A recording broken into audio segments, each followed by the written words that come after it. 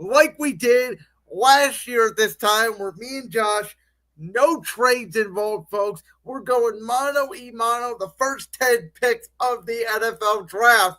This year, I'm taking the odds. Josh is taking the evens because I wanted to give Josh his Cleveland Browns.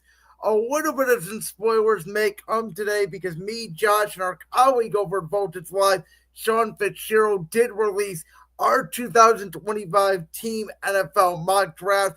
Go check it out right now on VoltageLive.com. Partner, the Tennessee Titans, are on the clock right now, and they're on the clock Thursday night at 8 p.m. Eastern Time. Are you ready? It is so obvious. I think they've already informed who you're going to say that he's going to be the number one quarterback or number one pick. And all I'm going to say is you.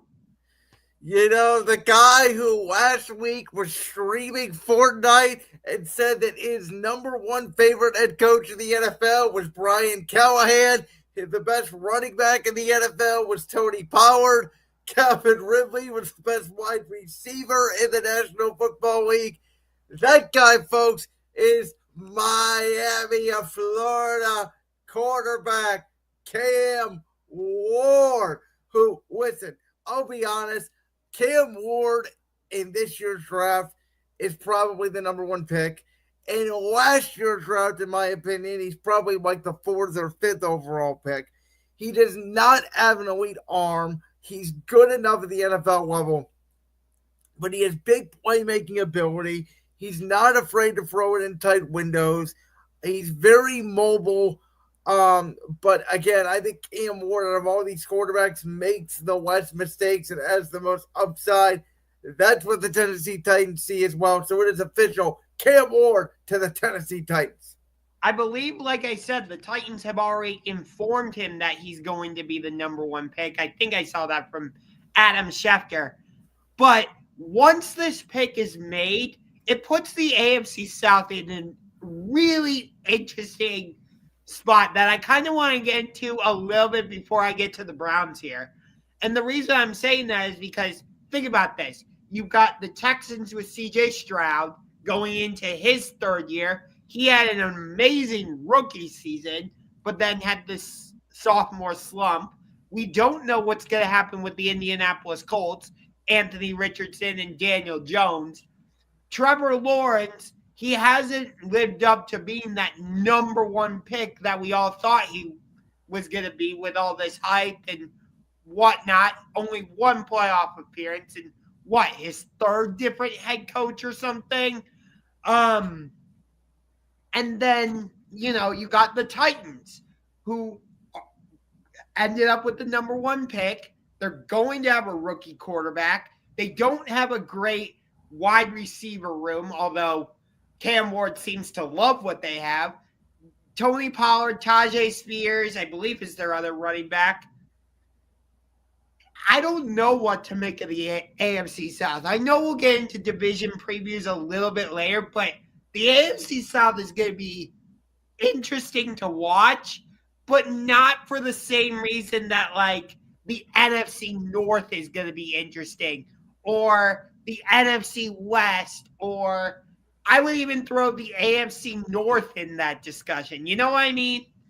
Yeah, I am sort of under the sentiment that I think it's Houston's division for the taking. Now, could Trevor Lawrence get back to what Trevor Lawrence was in Jacksonville contends? Maybe. Could Cam Ward shock the NFL and do a Commanders? And was in the Tennessee Titans? Could they go out? I mean, let's be honest. They won 4 games last year. They could have won 8 if Will Levis wasn't their starting quarterback. So, could they do something? Sure. I think Cam Ward has good upside. But you're right. It's a very weird and interesting division. Okay. So my hometown Cleveland Browns are on the clock at number 2. And all the mock drafts and all the experts are saying Travis Hunter, Travis Hunter, Travis Hunter, Travis Hunter. But fool me once, shame on me. Fool me. I think I screwed that up. I think it's fool me once, shame on you. Fool me twice, shame on me. You aren't fooling me a third time, Cleveland Browns. You took Johnny Manziel with the 22nd pick in the 2014 NFL draft. You took Baker Mayfield, number 1 overall in the 2018 draft. So, with all that being said, I am not going with Travis Hunter. I am sticking to my guns until they go up to the stage and prove me wrong. I'm still gonna say they take Shedeur Sanders out of Colorado. Um, like I said, there's been a lot of mixed reviews about where Shedeur could go because it started out he's gonna be the number 1 pick. Then it turned into he could go 2 or 3 to the Browns. Then it turned into is he gonna be top 10 and go to the Saints at 9? Now there's a possibility he could fall out of the first round if Pittsburgh doesn't take him. And I get it. I think if he's there at 21, Pittsburgh's taking him. I would agree, and I get it. He's not quite as mobile or athletic as Cam Ward. He's more of a pocket passer, but the Browns have missed and whiffed on the quarterback position so many times. I can't even list them all. It's kind of ridiculous. But you can't change the stripes on a zebra. You can't just take the spots off a jaguar or a leopard, however the saying goes. I don't care. Like, the Browns have shown me that they have a history of taking quarterbacks like Shedeur Sanders. I'm not saying that Shedeur is like Baker or Johnny Manziel, but he fits into that high profile, I don't want to say Hollywood type quarterback, but you kind of get what I mean? No, I don't. I don't see the comparison at all. I think Shedeur is completely separate from Baker, and I think he's completely separate from Johnny. I think Baker and Johnny had a little bit more alike because of their off the field issues. Baker getting tackled by the police. Johnny is now doing the money side. Shedeur's got none of that. Shedeur's baggage is the fact that he is the son of Deion Sanders. And I think what you just said is the connection that maybe I'm just making it in my own head and it's not really there, but like it in my head, it's one of those connections that makes sense. So I've said this all along. You know my take on Travis Hunter. I think if he was in a draft that was filled with great prospects, I don't think he'd be the number 2 pick in the draft. I don't view him as a shutdown corner or as this all-time elite wide receiver. I could be wrong on both fronts, and he's going to have to be one of those, preferably an all-great wide receiver, because that matters more, in my opinion, than a defensive back to be worth, especially the number 2 overall pick in the draft. But if the Browns are absolutely in love with Shedeur Sanders, they would take him at 2. I don't understand the logic of, oh, we can take Travis Hunter here, and then we're going to trade up for Shedeur because we know that the Giants aren't going to take him at 3 and we could slide in front of Pittsburgh. You don't know that. And so having the proven commodity there at number 2, would it be great to get Travis Hunter? Sure, but you obviously need the quarterback to be a sure thing, which is why I don't think the Browns are targeting Shedeur Sanders at all. I'm going to trust all the reporting on this. I think it is a lock. Travis Hunter goes number 2. So I'll say it like this. It's not a knock against Travis Hunter by any stretch. It's more, I'm basing this off of the Browns' history. They've shown me that they'll take I get it. Shedeur doesn't have that same type of baggage, like you said, but he fits into that high-profile quarterback because he's connected to Deion Sanders, obviously. So, again, maybe this is just me making up a storyline that doesn't really exist, but I'm going with it anyway. So you have Shedeur going number 2 to Cleveland, which puts the New York Giants on the clock at number 3. And if this is the scenario that plays out, I think they will run to the podium and select Travis Hunter. I think that the Giants, that would be their number 1 player that they want in the draft because they need a wide receiver and they need a DB. They don't need Abdul Carter, though he'd be nice to have along with Dexter Lawrence and you got Kayvon Thibodeau and Brian Burns as well in that defensive line. But we all know they need another wide receiver to complement Malik Neighbors, and they need a number one defensive back. Travis Hunter fits that profile. I think the fact that Joe Shane and Brian Dable, they brought in Russell Wilson to start. They brought in Jameis Winston to back up. I don't think there is a quarterback controversy there. I think they made that move because they know they have to win this year or they're both going to be fired. They're not going to put their trust in the hands of a quarterback that high in the draft. They may get 1 second round or they may trade back in later in the first round, but they're not going quarterback at 3 here. I think they will take Travis Hunter. So with the New England Patriots at 4, I could go with Abdul Carter. That would certainly help their defensive line. But if you watched Patriots games last season, you saw how often Drake May ended up on the ground. That Patriots offensive line was not very good. And if you know anything about Mike Vrabel from his time in Tennessee as their head coach, you're going to need a strong offensive line. And so I'm going to help the Patriots improve that by taking Will Campbell, the offensive tackle, out of LSU. I think he comes right in and fills a big hole for that Patriots offensive line because, again, like I just said, countless times Drake May did not have time to look for his wide receivers because he instantly had linebackers, defensive linemen in his face. And if you've got a guy like Stephon Diggs, who I still feel is a top wide receiver in the NFL, you need time to actually get him the ball. How are you going to do that if you keep ending up on the ground? Well, I agree with you. And while I think they're not going to have a choice of Abdul Carter, because I think he's going to be gone at 3 to the Giants once Travis Hunter goes number 2 to Cleveland. If Abdul Carter is there at number 4, New England is absolutely going to take him. They are in position where they can take the best player available. You're saying that they don't really need defensive line help.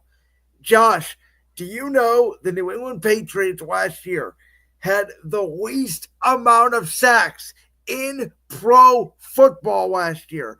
They did not get the quarterback on the ground. Yes, they added Milton Williams from the Philadelphia Eagles, which will help on the interior, but they need an outside defensive end pass rush, a guy who can play stand-up linebacker, a guy who can rush from the edge, very similar to one Micah Parsons for the Dallas Cowboys. Yeah, I agree with you. Mike Vrabel wants a strong offensive line. He also wants a strong defensive line, and he likes football players, and he likes versatility.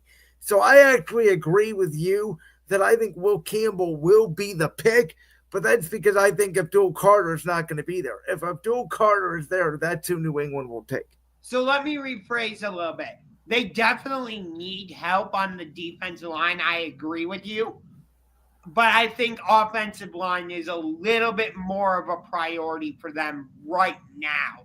Granted, I just think if Abdul Carter's there, you can't pass on him. Oh, dreading rumors of on deck heating up again, courtesy of Jerry Boy himself. I'd link, but don't want to be flagged for spam. Oh, that's fun. Thanks, appreciate it. Fitz, if you want, we can send you a link and you can join the show. We're doing our mock draft right now. We're on number 5 with the Jaguars. We are on number 5. So if you're not taking Abdul Carter at 4, Jacksonville's taking him at 5. If Abdul Carter wasn't there, they'd go Mason Graham, the defensive tackle out of Michigan. There is no way he slips down past 5, in my opinion. Jacksonville is an absolute stud. He absolutely is just an incredible player for a team that needs a lot of help on the defense side of the ball. I know they need offensive line help, obviously, for Trevor Lawrence. They need another wide receiver, obviously, for Trevor Lawrence. But I like Abdul Carter here at number 5. Okay. By the way, it sounds like Fitz is going to be joining in about 10 minutes or so. So we'll bring him on and we'll either review our mock draft or he'll help us finish it off. But we are on pick number 6 right now. If Shedeur is there, I could see a scenario where the Raiders pull the trigger, even though they traded for Geno. But I don't think that's going to be the case. And then instead, given that Pete Carroll is there, and we know how much he loved to run the ball when he was with the Seahawks, Ashton Genty, the running back out of Boise State. There you go. It totally makes sense for the Raiders. They've always wanted to be a run-first team. They had a solid running back with Josh Jacobs. We've seen what he's done since he's gone to Green Bay. And on the flip side, the Raiders' run game has just gone like this. Down. And in a division where you've got the Broncos on the rise now. The Chiefs are obviously the Chiefs. The Chargers look like they're going to be a force. You got to make sure you can run the ball, keep the potent offenses that I just mentioned on the sidelines. How are you going to do that if you don't have a number 1 running back? So that's why I go grab Ashton Genty. Establish that run game. Try and take some of the air out of the ball. Keep Mahomes on the sideline. Keep Bo Nix on the sideline. Herbert. Again, I get that the Chargers aren't necessarily like a throw-first potent offense type of thing, but you know what I'm trying to say there. Yeah, I completely agree with you there. I love this.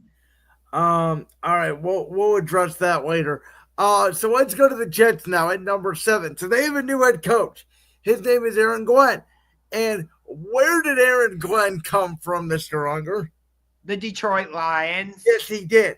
And refresh my memory. Do you remember in 2021 who the Detroit Lions' first pick was in the Dan Campbell, Aaron Glenn regime? That wasn't Jahmyr Gibbs. No, it wasn't. It was Penei Sewell. That's right, yeah. The offensive lineman from Oregon. And so there's thoughts out there the Jets could take another corner. Maybe they move on from Sauce Gardner. Maybe this is where Will Johnson from Michigan goes. Maybe they take Mason Graham from Michigan if he's there, the defensive lineman. I think the New York Jets take, and I'm going to butcher this name, Amadi Menabu, the offensive tackle, the right tackle from Missouri. They already took the left tackle last year out of Penn State. Morgan Moses is now gone at right tackle. Aaron Glenn is going to boost the Jets' offensive line for Justin Fields or even another potential quarterback. Potentially they move up or they take one later on in the draft. This kid's got excellent athleticism for a 313-pounder. So I thought you were going to go with the guy you had the Dolphins training up for in our mock draft on Voltage Live. Barron, I'm not sure how you say his first name. Jahad. Huh? Jahad Barron. Based on how you were setting it up out of Alabama, I thought that's for sure where you were going. Well, he's out of Texas. He's not out of Alabama, but. Oh, yeah, you're right. Out of Texas. My bad. But anyway, I have the Carolina Panthers, and we saw Bryce Young start to put it together towards the end of the last season. And I don't know if he's going to live up to being the number 1 overall pick, but I do think he's going to become a solid quarterback. But there were times where he was getting flushed out of the pocket and he didn't have a security blanket to throw to. Well, I'm going to give him a security blanket because with the 8th pick out of Penn State, the tight end, Tyler Warren, you saw how often Penn State went to him offensively. And I think Bryce Young would benefit greatly from him. Like I said, Tyler Warren could become that security blanket for him. It's 3rd and 2. Bryce Young, go right to Tyler Warren. Yeah, I think Tyler Warren's going to be maybe not as great of a pass catcher as Brock Bowers, but I think very similar. And I also think he's a better blocker than Bowers was coming out of Georgia. Yeah. And like I said, you saw how many times Penn State was in trouble and Drew Haller went to Tyler Warren. So I think it's going to be a similar situation with Bryce Young. So I don't mind that pick at all. I think that's a smart pick for Carolina. And their NFC South rivals at number 9, the New Orleans Saints, I think are in the toughest position of anybody. One of the reasons is they have a hole at literally every single point on their roster. You can make a case, including running back, because Alvin Kamara is getting up there in years. I don't see one position group of strength where I go, okay, they're settled there. And with this Derek Carr shoulder injury now, who knows? He may be out for the year. So who knows what the heck is going to happen when it comes to the Saints. They could trade back and get more picks. They could go wide receiver. They could go offensive line. They could go anywhere. They lost Marshawn Lattimore after trading him with the trade deadline to the Commanders. So, you know what? I don't know. I think they could certainly go with Ted McMillan, the wide receiver out of Arizona, who's a very controversial prospect because there's some video floating around out there that he said way back in high school that he didn't love football. There's dispute of when that video came out, obviously. But I'm going to do a dart throw here. Will Johnson, the cornerback out of Michigan, he's been flying up people's draft boards. And to me, if you're going to get an impact player, I know Kellen Moore's the new head coach. I know he's an offensive mind. I don't know if he's going to be in love with any of these players outside of Warren. I think if Warren was there, the Saints would certainly take him. Like, I just feel like they're going to probably go best player available. And like you've been saying with the Browns, the Saints' history says they're probably going to draft defense. Yeah. So that puts me on the clock with the Bears at number 10. And I'm going to go off of what you did in our mock draft on Voltage. Because so many times last season, the Bears were burned defensively on the back end. You need, in a conference with Jalen Hurts, Jaden Daniels, whatever Minnesota's going to throw at you, Green Bay with Jordan Love, Seattle, I think, is going to become more of a throwing offense with Sam Darnold, and the Rams, Arizona for that matter. You got to have a strong back end of the defense. And what's a better defense to go after than the Georgia Bulldogs? Malachi starts at safety from Georgia. It makes too much sense. Yeah, there's some thoughts here. The Bears could go defensive line, which I could see. They could also go left tackle, but I don't know if the value is going to be there at 10. That's sort of the one weakness in their offensive line. But we know Ben Johnson and his pedigree, again, coming from Detroit. I think they're in a position where they could take the best player available.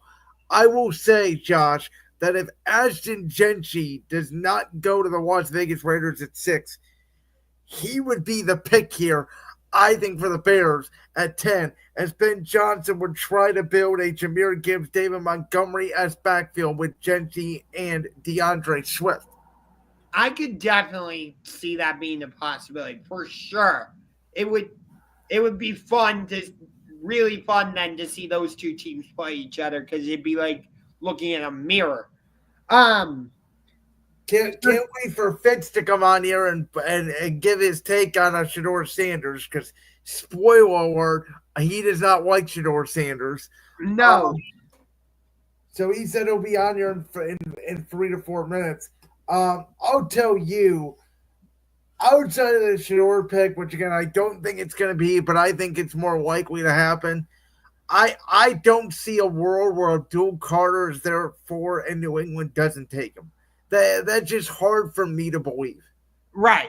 And like I said, I understand that the Patriots were not good at rushing the passer, but if again, go back and watch the Patriots offensively. More often than not, Drake May was on his backside. Oh, he absolutely was. But I think you're thinking with Vrabel, even though he's a defensive coach, Vrabel by toughness is going to make that offensive line better.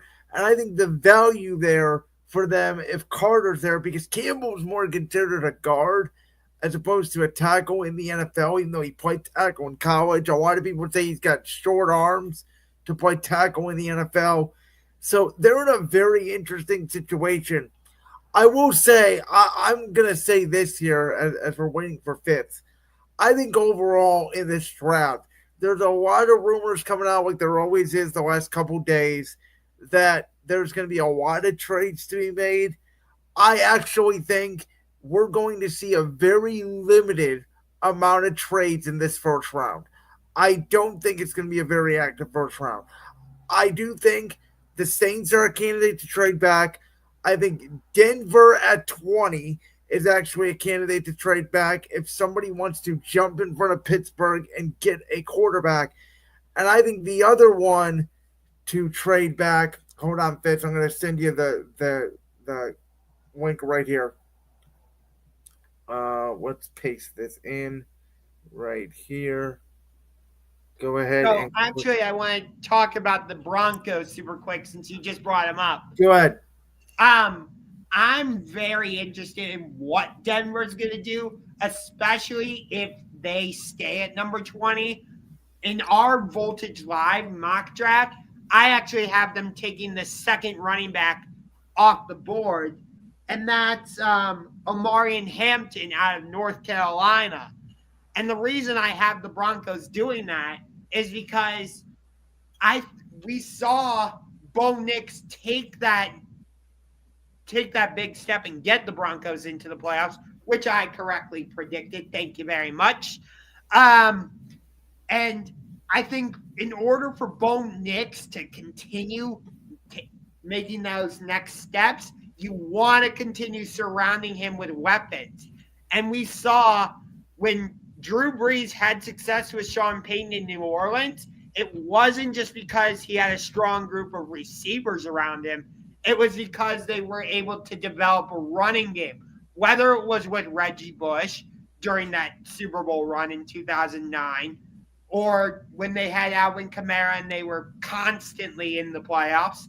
So it just made sense for me to have them draft a running back and kind of have Sean Payton develop that New Orleans type of offense. For Sean Payton's history, though, is he doesn't take running backs. And his history is also he doesn't take receivers. Sean Payton's history is he's going to take defense and he's going to use his lesser picks, third, fourth, fifth round, on skill position players and build them up with his coaching. That's why I can even see a team like Houston moving up 5 spots from 25 to 20, get their left tackle, and for Denver to trade back. And there's Fitz. All right, so Fitz, I know you've been watching our mock draft. I was watching for a little bit, but I saw the frickin' Jerry Jones news come in. I'm like, oh boy, here we freaking go again. Because I know that Bruce has doubled and tripled down, and I respect the heck out of Bruce. I don't know how that would sit with Joe Flacco, given he came back with a very incentive-laden deal. But I know that you and I have very differing opinions on Shedeur. I want to correct the record for something, Josh. If they don't take him in the top 20 picks, so if Shedeur slides all the way to end round 1 or round 2, there's a difference there with the gut punch sense that I have because the Browns have hurt me so much. But if it's in anywhere in that top 10, top 15, it will not work out because he'll have a bloated ego. Okay, so again, Fitz, let me just explain my reasoning. And maybe this is just me making up a connection in my mind, but knowing the Browns' history, I'm going to use the saying again, but it's fool me once, shame on you. Fool me twice, shame on me. The Browns took Johnny Manziel, number 20. Under Ray Farmer. And would you say that Andrew Berry's a much smarter, usually, GM than Ray Farmer? Yes or no question only. No. Actually, I would say no.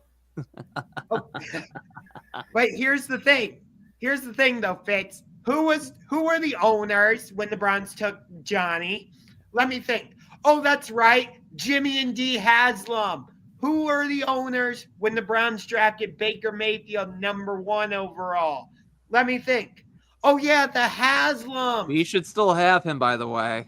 That I agree with. But, again, I understand that Shedeur does not have the same off-field drama. It's not even that. It's literally just, it's rare with the quarterback prospects. It's usually them in particular. It's happened with Manziel back in February of 14 of his draft year.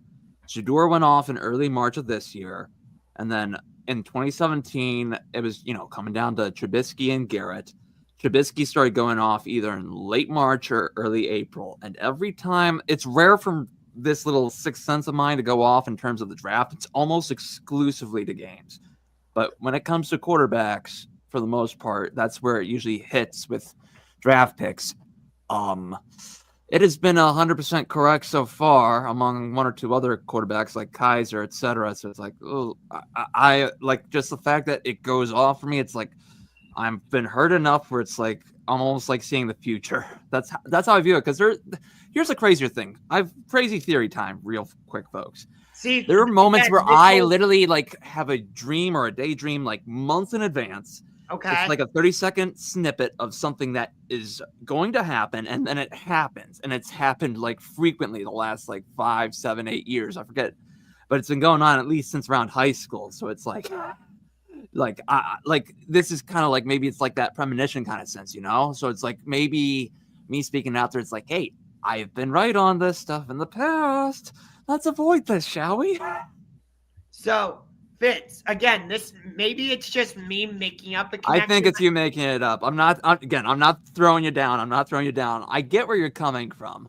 I just think the Browns are smarter than to that. And especially, with the fact that Garrett, with what he was hinting back when he signed his extension, I think that really played a big role into either, assuming that Bruce's double down, triple down does not happen, with Flacco at the very least. I mean, that's still a massive upgrade. Like, he's very respected in that locker room. Oh, stop it. It's not a massive upgrade.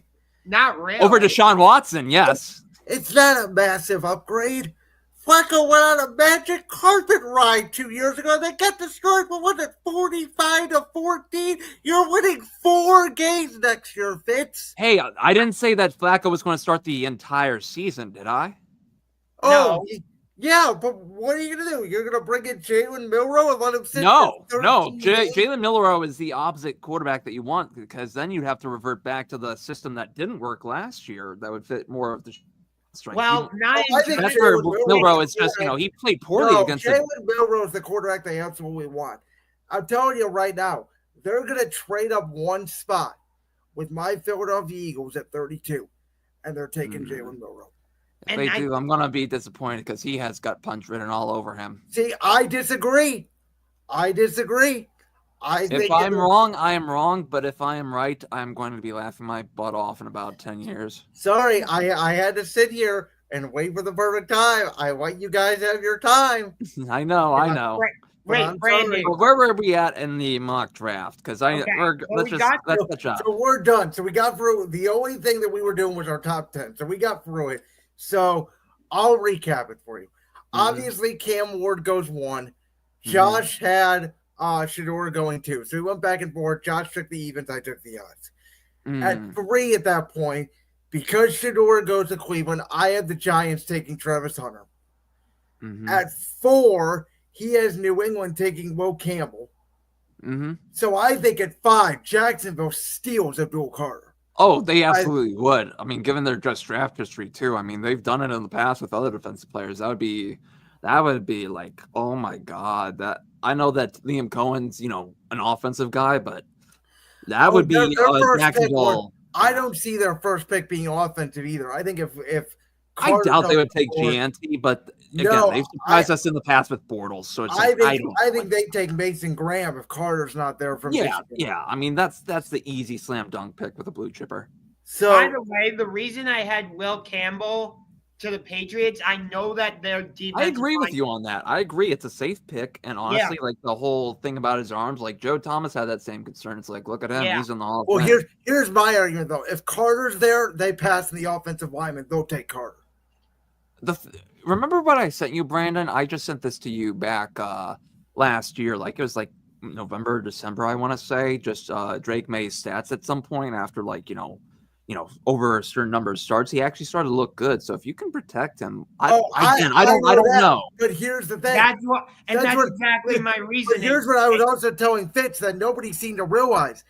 They were least in the NFL last year in sacks. Oh, yeah. They couldn't get and pressure Vrabel on being the the quarterback. defensive guy. Oh, dude, And that's a conundrum. With Vrabel being the defensive guy, he's going to say the big thing is going to be what the Giants do, assuming that the Browns are to stick with Hunter. And honestly, I'm just telling you. Hold on. Before you go, they're not. I'm telling everybody, anything that you think is coming out of Berea, I would just say don't believe it. Just don't believe it until they're up on the draft stage. Literally, they will send out smoke screens like the wazoo, and I'm just vaguely mentioning it like that. So here's what that's why I'm not 100% sold on them taking Travis Hunter. So here's what I personally believe. I think the draft starts at 4. I think the first 3 picks are locked in. Mm-hmm. I think it goes Cam, Travis, Carter.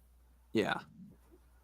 I think that's where it goes too. And I actually want to direct a question at Josh, not to debate. Like, if the Titans were number 2, would you, and the Browns took Cam Ward, would you have the Titans selecting Shedeur Sanders?